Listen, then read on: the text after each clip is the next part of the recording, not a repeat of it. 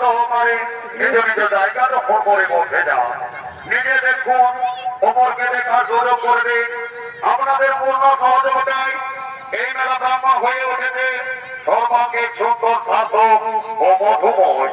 তাই প্রতিদিন সবের মনে মনে কোথায় জেগে উঠুক আনন্দের সে অরহতা, এই আশা, এই ভরসা রেখে কেতল বিনয় বাদল দিনের সম্প্রদায়ের পক্ষ থেকে শুরু করতে চলেছি দ্বিতীয় নম্বর খনিত নাট্যপালা। তাই যে পালাখানি মঞ্চস্থ করে দেখাবো এই পালাখানি মহাভারত অবলম্বনে রচিত। পালার নাম ওই তিন রাজার সর্ব।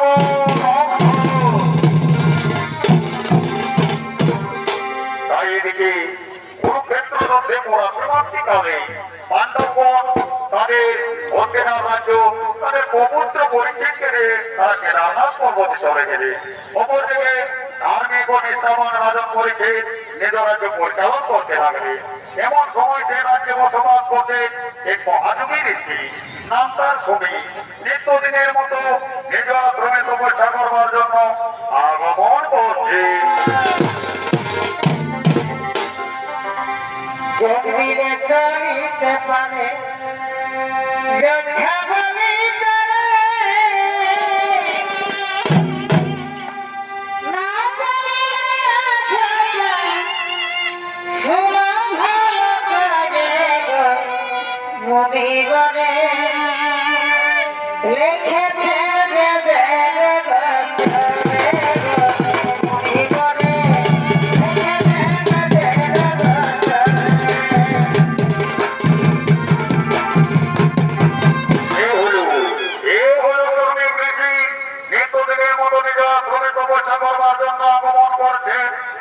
অভিনয় করে দেখাবে মহাকর প্রিয় সাথী বনকলাল মাঝি।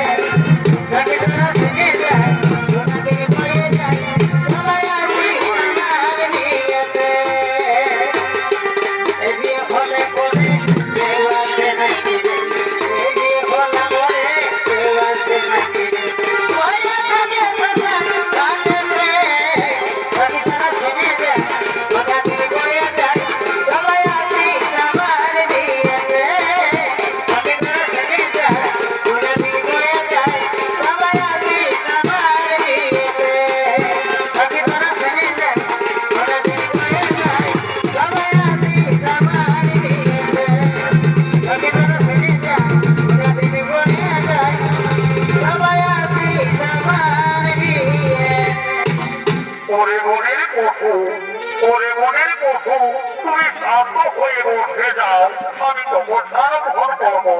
তুমি যদি চিৎকার চেঁচামেচি করো তাহলে যে আমার তপস্যায় বিঘ্ন হবে। তুমি শান্ত হয়ে বসে যাও, আমি তপস্যার ভর করবো। ওম নমো শিবায়। ওম নমো শিবায়। ওম নমো শিবায়। তুমি কৃষি নিত্যদিনের মতো নিজ আশ্রমে অনব্রত হলে তোমার থেকে অতিনাধিপতি মহারাজ করেছে নিজ রাজ্য পরিক্রমা করবার জন্য আগমন করছে। গিয়েছিলাম মধুপুরী আর দেখিয়া আসিলাম ফিরি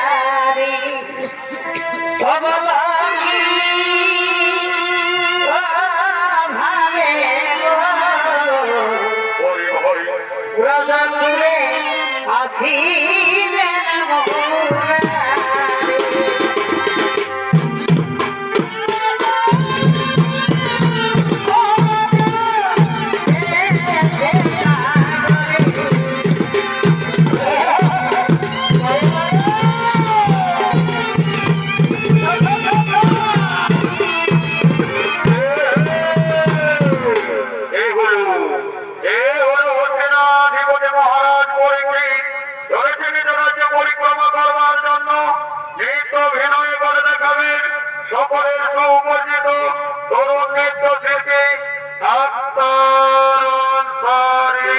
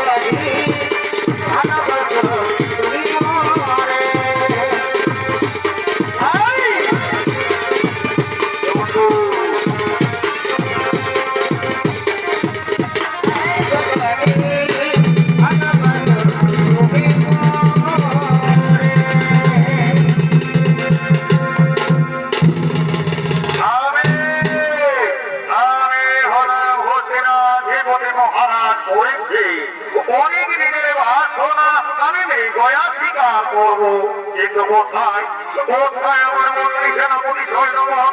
ওরে ভাই, অবিলম্বে মোর সাথে আগমন করো।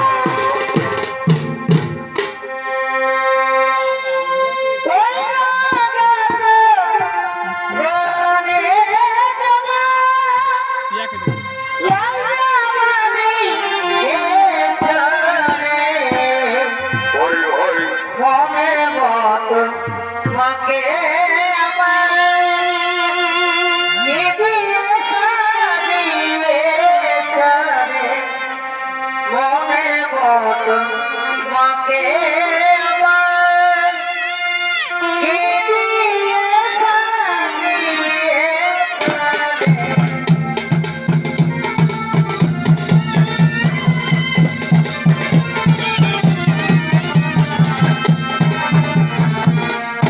এরা হল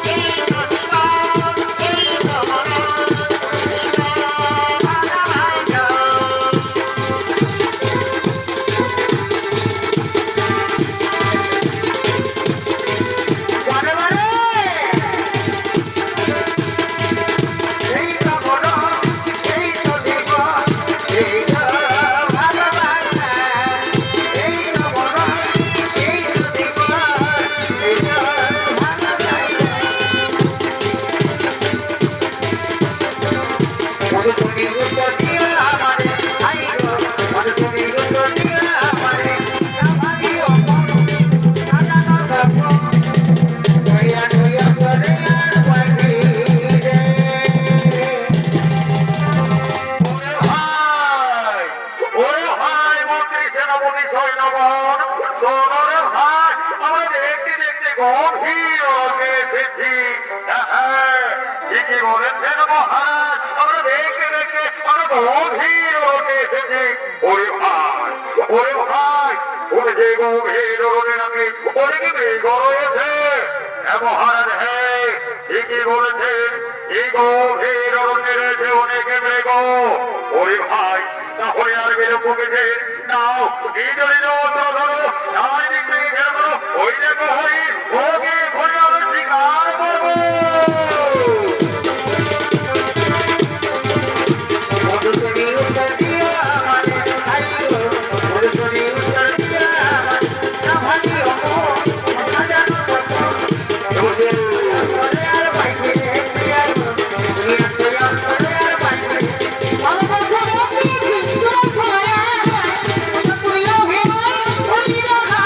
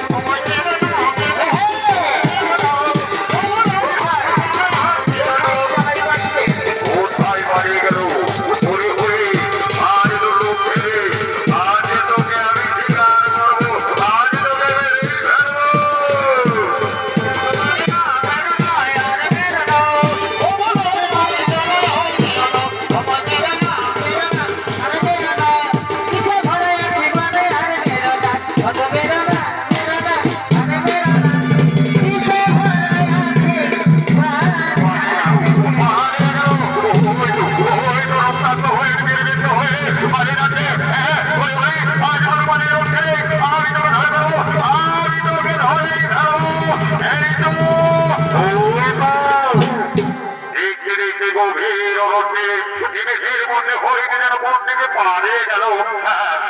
আমি যাবো, আমি তার পিছনে যাবো। দেখতে দেখতে আমি গভীর রোদে প্রবেশ করে গেলাম। শুনেছি গভীর রোদে অনেক হিংস্র জানোয়ার রয়েছে। এখানে থাকা আমার ঠিক হবে না, আমি এক্ষুনি পানি যাবো। ওই তো ওই তো ওই পথে পানি যাবো। যাই যাই, আমি এদিক থেকে বেরিয়ে পড়বো। এই না আমি গভীর অরণ্য থেকে বার হওয়ার চেষ্টা করি, কিন্তু বারবার যেন আমি অরণ্যের ভিতরে প্রবেশ করতে চলেছি। কিন্তু যে আমি নিরুপায়, শরীর যেন ধীরে ধীরে আমার ক্লান্ত হয়ে আসছে। আমার যে বড্ড পিপাসা লেগেছে, কোথায় পাবো আমি কিন্তু দৌড়ের সন্ধান? ওই তো সামনে মনে হয়ে কোনো কুটির দেখা যাচ্ছে। আর আমি বিলম্ব করবো না, আমি যাই, আমি যাই সেই কুটিরের দিকে যাই। আমি দেখি যে কুটিরে কেউ রয়েছে কিনা। শ্রমিক ঋষি নিত্যদিনের মতো মৌনব্রত আমি হতে না নড়ে পড়েছি।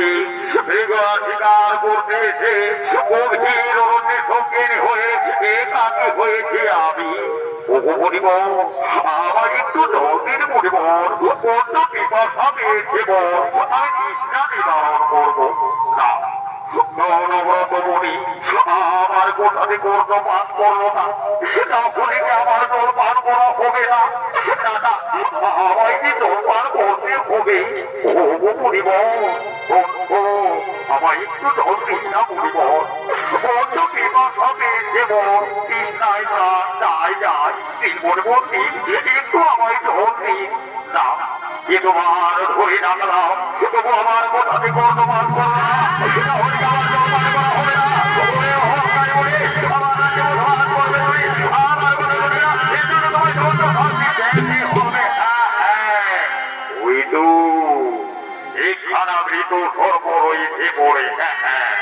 আমি বিলম্ব করবো না, এই সর্ব তোমার গলিতে পড়িয়ে যাবো।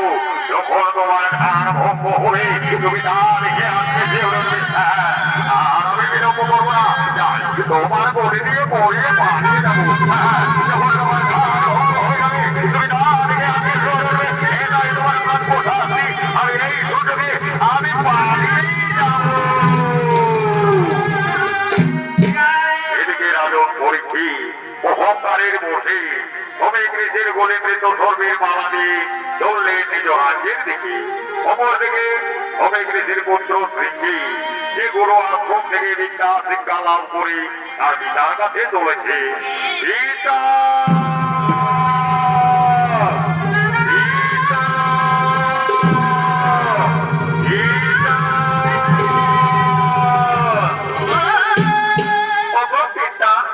আমি গুরু আশ্রম থেকে এসেছি পিতা, আমি বিদ্যা শিক্ষা লাভ করে এসেছি পিতা।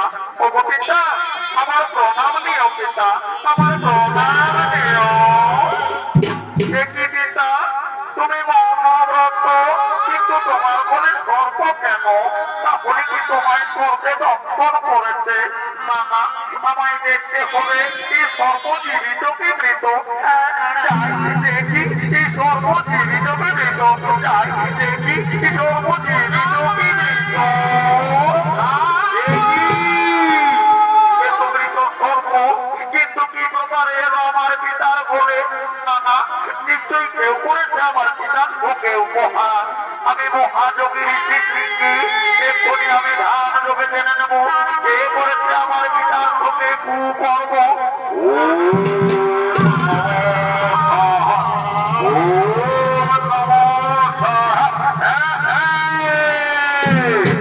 বুঝতে পেরেছি ওরে রাজন পরীক্ষিত সদল বলে এসেছেন মৃগা শিকার বরবার করে গভীর অরণ্যে কাকে হয়ে পড়েছিলে তুমি। অনব্রত ছিল পিতার আশ্রমে মোর, কৃষ্ণায় কাতর হয়ে এসেছিলে পিতার আশ্রমে। অনব্রত পিতা তোমার উত্তর দেয়নি। ওরে ধার্মিক রাজন, আজ তুমি ধার্মিক হয়েও ধর্মের করেছে কর্ম, সে কারণে তোমায় অভিশাপ করি। 7 দিনের ভেতর হইবে তোমার সর্বের আঘাতে মৃত্যু।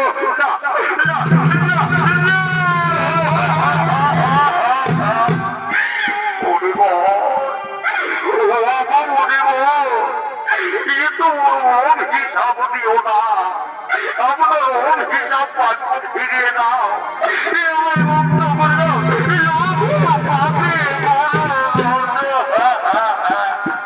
লঘু পাপে গুরু বন্দা ঠাকুরকে দিলে মরে গো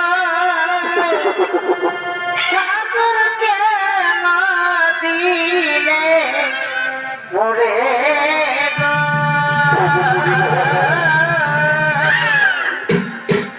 লঘু পাপে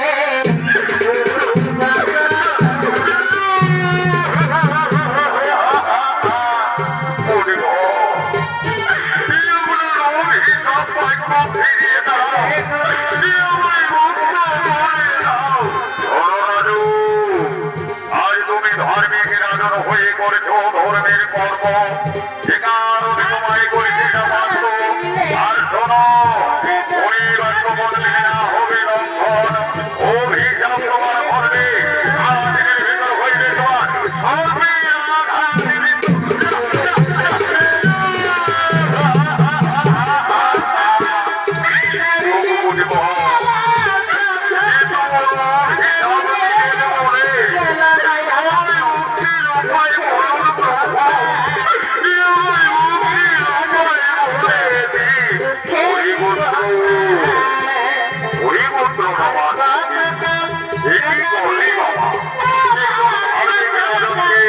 এভাবে তুমি অভিযুক্ত করলে তুমি ভুল করেছো বাবা তুমি ভুল করেছো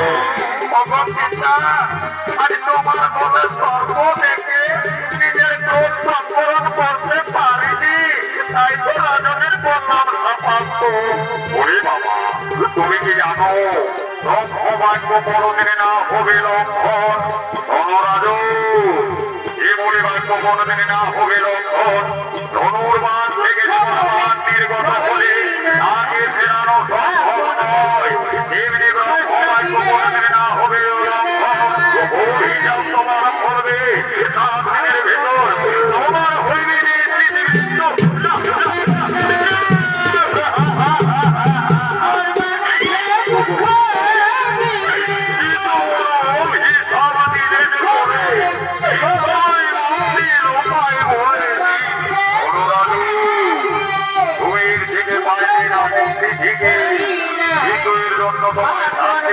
আত্মকল্যাণে সপ্তম দিবস পার হলে তোমার হইবে মুক্তি আর হইবে মুক্তি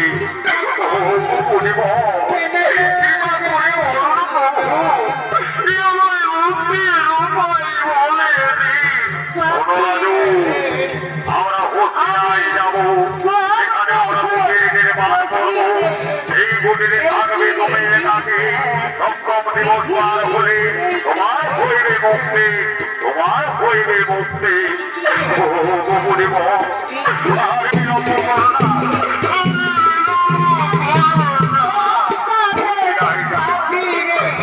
আমার জন্য মন্দির নির্মাণ আমরা হোসিনায় যাবো চল বাবা আর বিলম্ব নয় আমরা যাবো হোসিনায় রাজনীতির মন্দির নির্মাণ করতে বাবা আমরা যাবো হোসিনায় আমরা মন্দির নির্মাণ করতে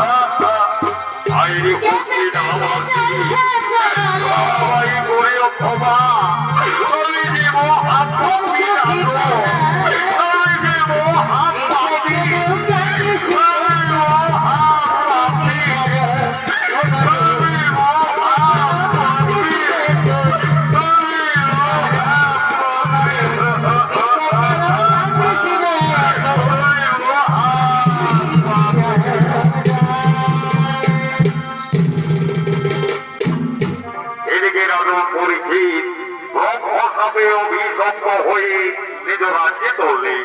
অপরদিকে তার স্ত্রী মন্ত্রাবতী মনের আনন্দে শিকার উৎসব পালন করবার জন্য আগমন করছে। এই পুরুলাই হে পুরুলাই এ ভাই কারা লাগাই বাতাসে আসা আরে বাহ! এই পুরুলাই হে পুরুলাই এ ভাই কারা লাগাই বাতাসে আসা এই মান ভরে কারা লড়াই এই মান ভরে কারা লড়াই সবার কাছে দাদা এই পুরুলাই হে পুরুলাই হরর! এ ভাই কারা লাগাই বাতাসে আসা পুরুলাই হে পুরুলাই এ ভাই কারা লাগাই বাতাসে আসা কোন ভোগে কারা লড়াই কোন ভোগে কারা লড়াই সবার কাছে দাদা এই পুরুলাই হে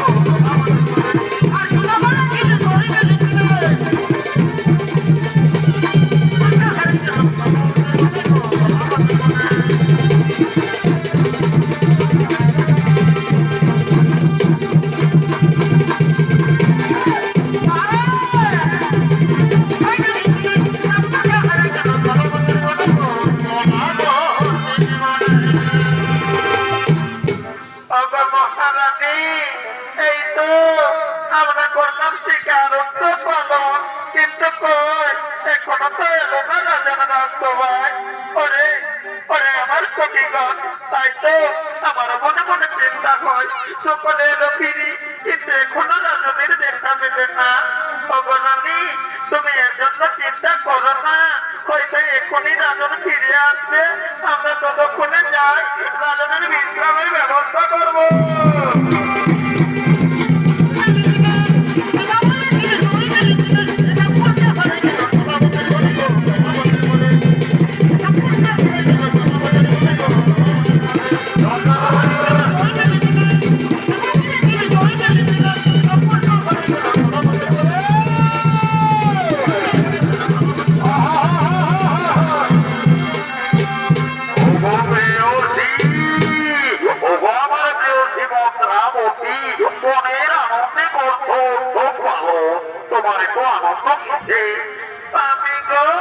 তুমি কি জানো না তুমি মৃগের শিকার করলে আমরা করি শিকার পালন আরে শিকার খুবই মেতে উঠে তো ওগো আমার পেয়েছি আমার কাছে তো আমায় ধরা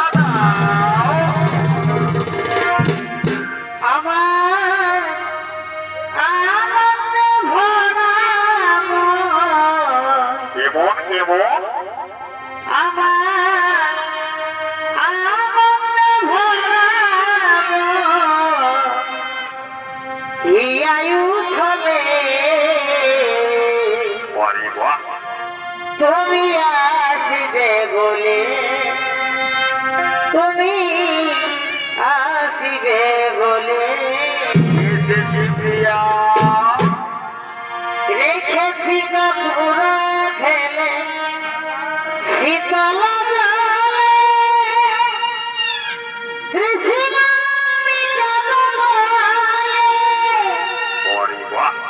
চরম ধুয়ায়ে দেব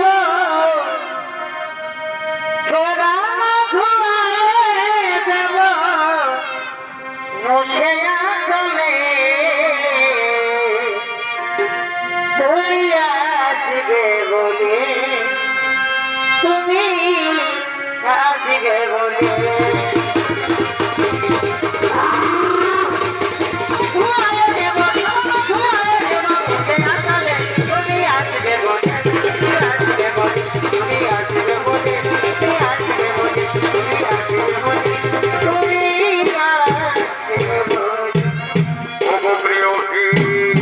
তুমি হয়তো জানো না আমার একটু বিশ্রাম করে দাও তুমি বিশ্রাম করবে আমার জন্য একটু জলদি আসো আমি এক্ষুনি যাবো আর তোমার জন্য জলদি আসো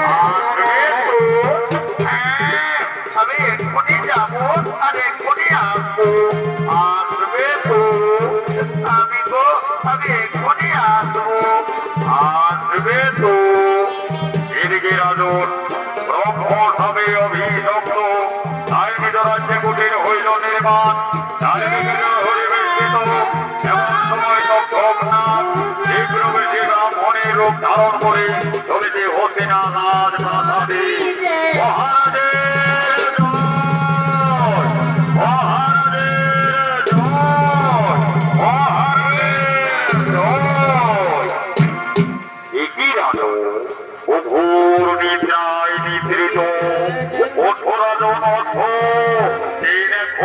আমি তোমার নারী থেকে ব্রাহ্মণ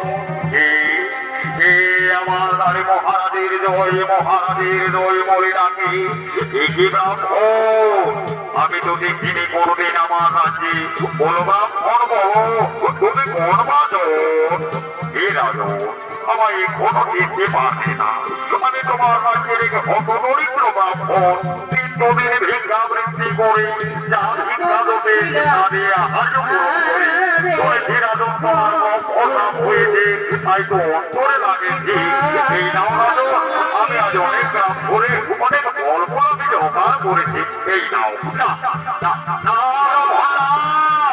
হতে পারে না। আমার একান্ত অনুগত ছাড়া আমি কারো কাছ থেকে কিছু নিতে পারবো না। যদি আমরা ভদ্রমে চলে যাও, আমার এগুলো একা থাকিয়ে দাও। এই রাজু, আমি মনে বড় আশা নিয়ে এসেছিলাম, আমায় তাড়িয়ে দেবে। ঠিকই আছে রাজু, আমি চলেই যাচ্ছি। যাওয়ার সময় ওসবের কথা মনে করে তোমার গভীর রোগের কথা।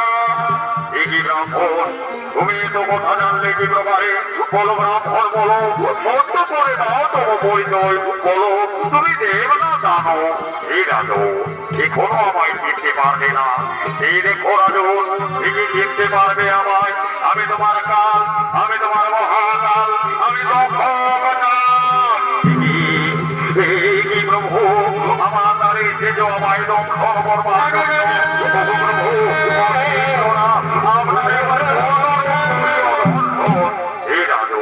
তোমার মনের ইচ্ছা হইবে পূর্ণ। ওই দেখো আমার পূর্ণ রূপ পরদর্শন।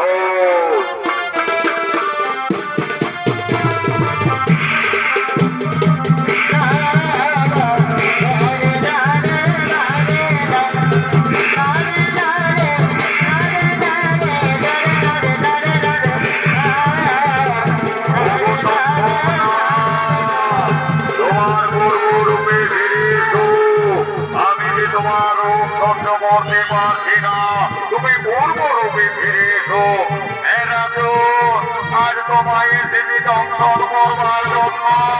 আজ তোমায় দংশন করে সমস্ত ধর্মগুণের ধর্ম রক্ষা করবো। আমায় পরিবেশে দংশন করবো। মন্দির কানে দিও ঠাই, চরণে প্রণাম দিও।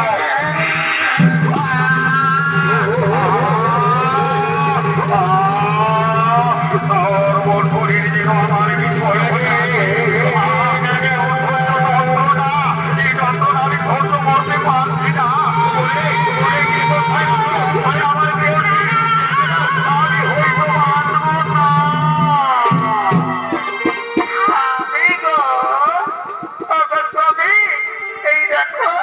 আমি তোমার জন্য জন্মে এলাম, আর অমনি তুমি সঙ্গে সঙ্গে ঘুমিয়ে পড়েছ। এই দেখো, আমি তোমার জন্য জন্মে এসেছি। জানি গো, তোমার অনেকে ধপ লেগেছে, তাই তো তোমার ক্লান্ত লেগেছে, তাই তুমি ঘুমিয়ে পড়েছো। তোমার ধরে ডাকলাম, কিন্তু দেই না কেন সারা? তাহলে কি কিছু হয়েছে নাকি? দেখি সর্বশরীর যেন ধীরে ধীরে নীল হয়ে আসছে। ওই তো কোমলে আঘাতের চিত্র।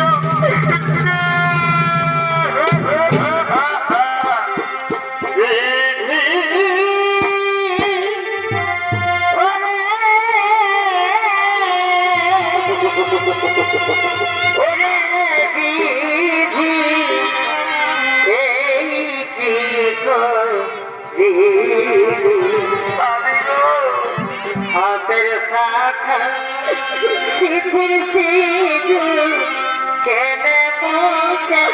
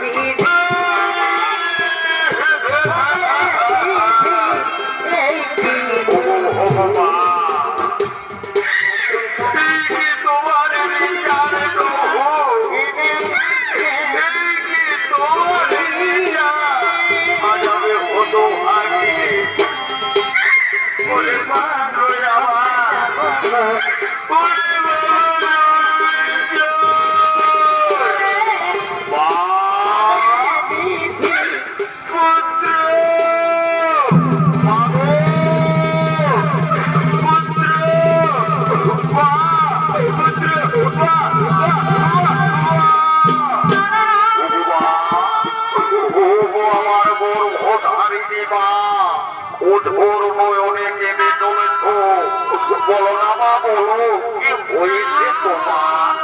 বলে বাবা, জানো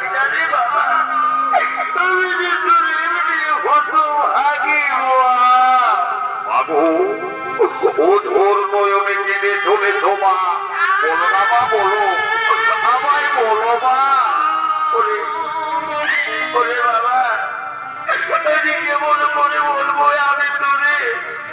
ওই মেঘনা তোর পিতা ওনার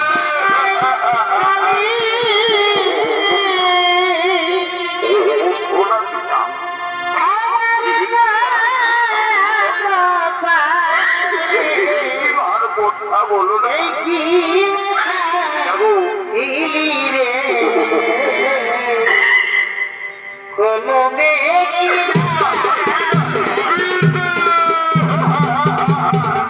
দেখো, এভাবে তুমি আমায় ওরণ করে ফেলে যেতে পারো না পিতা।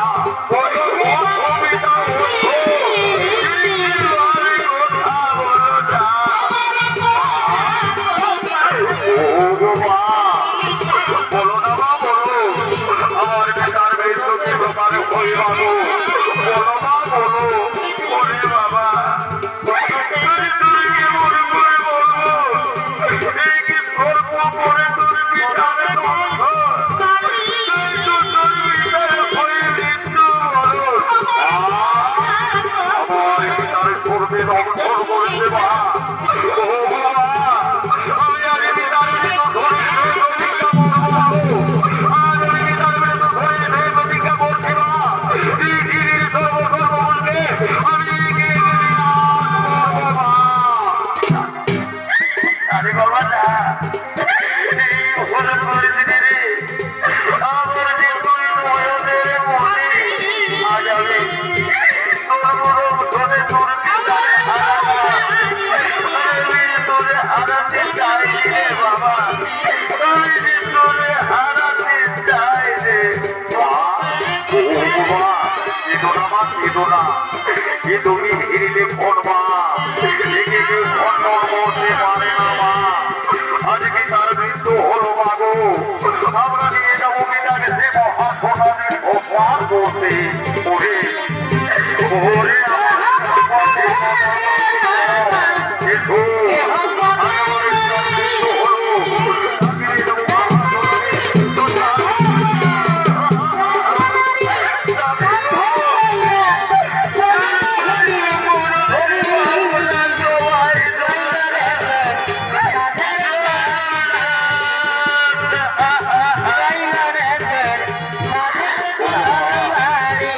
কেঁদো না মা, কেঁদো না।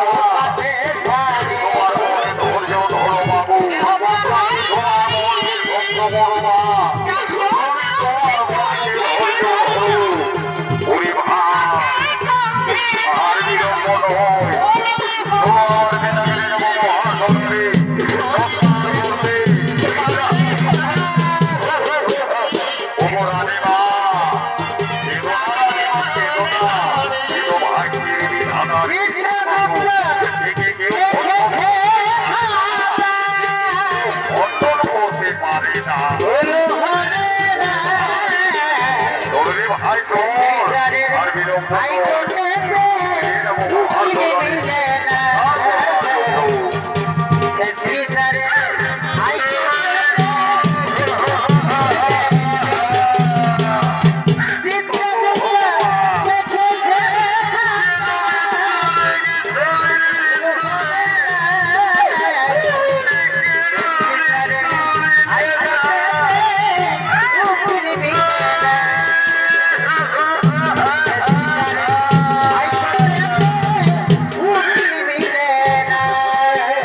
ওগো রানীমা, কেঁদো না, কেঁদো না। মহাসমাধিরে রাজনীতির সংস্কার করবার জন্য।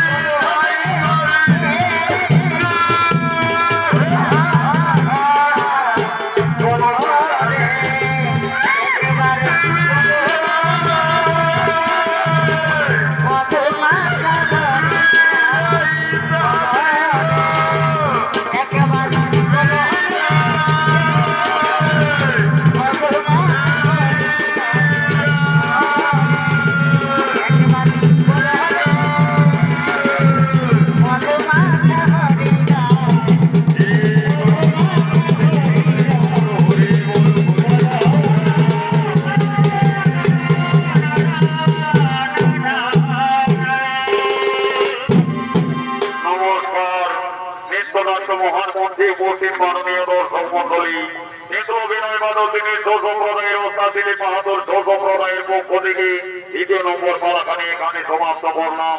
জয় শিব শম্ভু, জয় বাবা ভোলনাথ, ধন্যবাদ, জোহার, রাধে রাধে।